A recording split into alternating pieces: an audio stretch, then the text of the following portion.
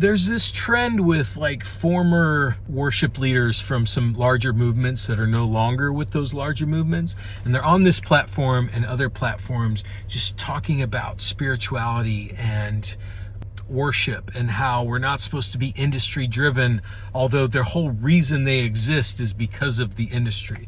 They are squarely in the middle of industry, and they have really, many of them have never truly been in the trenches. Most green rooms have had deli trays in their lives, and most of their bottled waters have been chilled to their exact specifications. And if you haven't been in the trenches, you really don't know. And those of us in the trenches of the church, we know that you haven't been in the trenches. we can tell, and that's okay. You don't have to pretend like you've been in the trenches. You were in the industry blessed you, you got famous, you maybe got rich off of it. Awesome.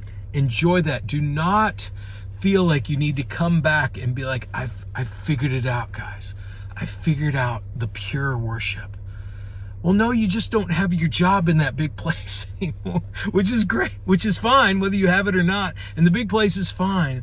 But the trench work, we've always been here. We've been singing your songs. We've been looking to you for inspiration, because you haven't had to find a drummer on a Saturday night. You've had just more than enough resources. And I'm not lessening your journey. I'm saying we're just in different places.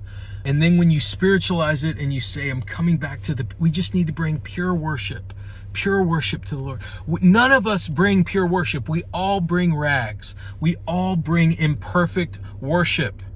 Nobody brings good worship. As hard as you try, as much as you try to get your worship team to not be naughty and to be super Christians, we're all bringing rags. The most righteous among us are still bringing rags, and Jesus perfects it. Jesus is the one who perfects it. It's not the worship team that perfects the worship. It's not the priest that perfects the worship unto the Father. It is Jesus himself, the mediator, that perfects our imperfect worship to the Father. In every stream of the church, the Presbyterians that are fancy and holding their hymns, and the Bethel people that are closing their eyes, and we all are bringing imperfect worship. John MacArthur, all the fancy worship people, and then the punk rock worship people swinging from the chandeliers, we're all bringing imperfect worship.